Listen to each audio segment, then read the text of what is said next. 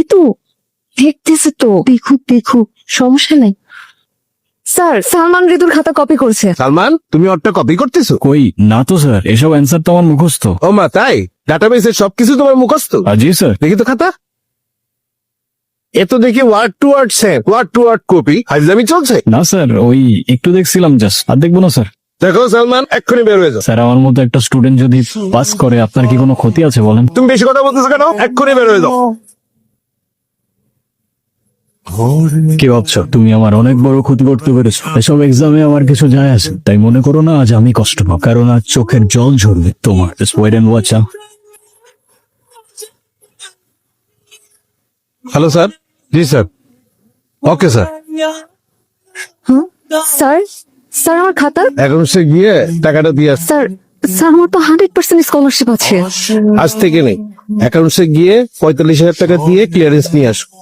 Sir, আজকের এক্সামটা আমি দিই স্যার। স্যার আমি পরবর্তী টাকা জমা দিয়ে দেবো স্যার, প্লিজ। তোমাদের জন্য আমার কথা শুনতে হয়। যাও।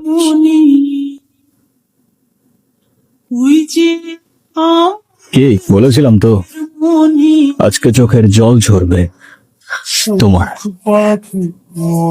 কি ক্ষতি করেছিলাম তোমার আমি? ও প্লিজ, এখন এসব ন্যাকা মার্কা ডায়লগ মারতে যাও না। At least what goes around comes around. তাই ইট মারলে পাটকেল খাওয়ার জন্য রেডি থাকতে হয়, বুঝলে খুকি?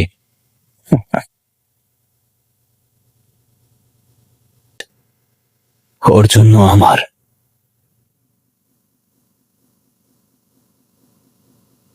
হ্যালো, হ্যালো, কে বলছেন?